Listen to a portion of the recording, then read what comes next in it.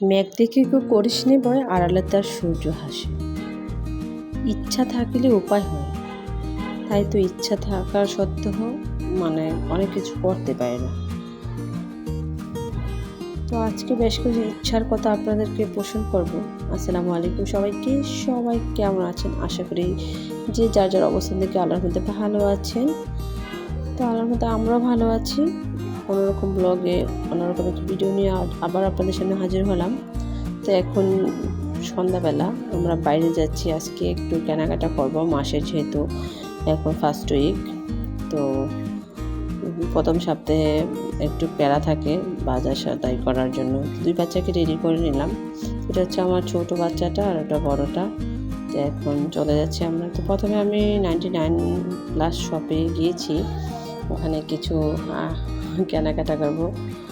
তো এটা আপনাদেরকে এক ঝলকের জন্য দেখিয়ে দিলাম। দেখো অনেক কিছু আছে, কুকারিজ আইটেম হইতে বাচ্চাদের খেলনাপাতি সব পাওয়া যায় এখানে।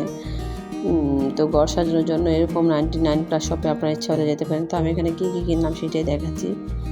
একটা মগ, আমার বাচ্চা ওই দিন একটা মগ ভেঙে ফেলছে, তো আমি 99 এটা মনে হয় মেবি 70 টাকা দিয়ে। এটা কিন্তু দেখতে প্রায় কাচের মতো দেখা যায়, কিন্তু কাচ না, এটাকে চাচ বলে। তো মগটা প্লাস জগটা অনেক সুন্দর হয়েছে।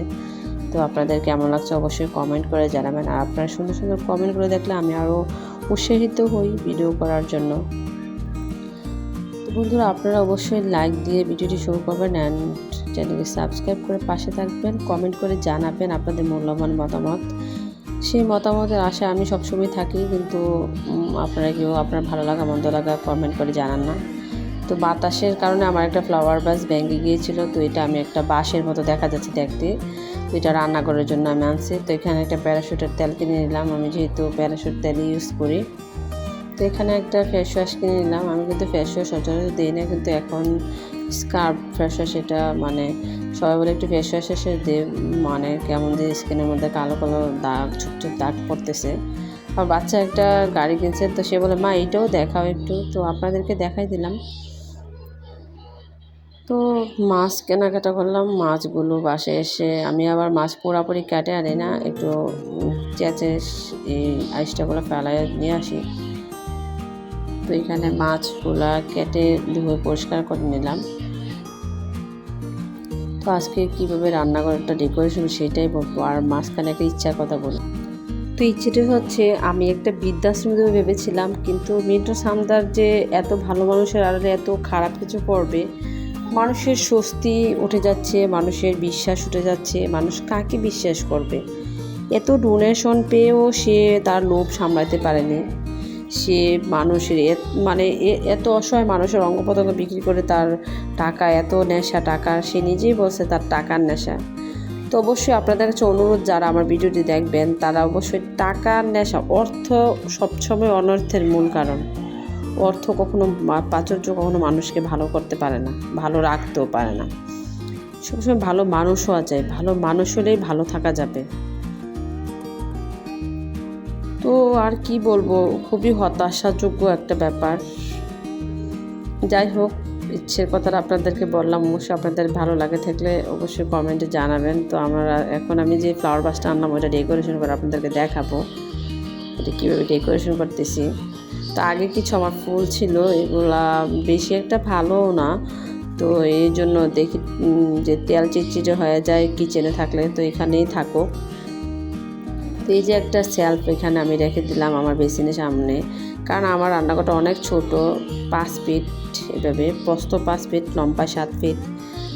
তো এই যে আমার চুলাটা এখানে আমি কাঠবোর্ডটা দিয়ে নিলাম, যেন জানলা খোলা থাকলেও বাতাস যেন চুলা বন্ধ না করে দেয়, বাতাসে অনেক সময় ঝামেলা করে। তো এই যে 2টা আমি জার রেখে দিলাম, অয়েল জার, আর টিস্যু দিয়ে নিলাম নিচে।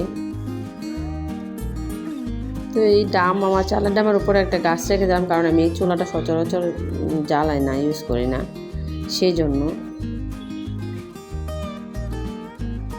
অল্প অল্প করে জীবনের গল্পটা শুরু করে সবাই।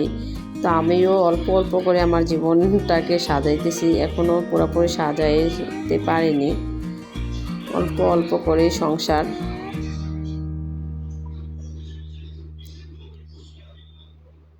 তো এই জায়গাটা বেশ ভালোই লাগতেছে ফ্লাওয়ার ভাসটা রাখাতে। তো এখানে এটা হচ্ছে মোবাইলের একটা কার্টুন, এটার মধ্যে আমি আমার লুসিং করে রেখেছি। তো অয়েল নাই, অয়েল জারে।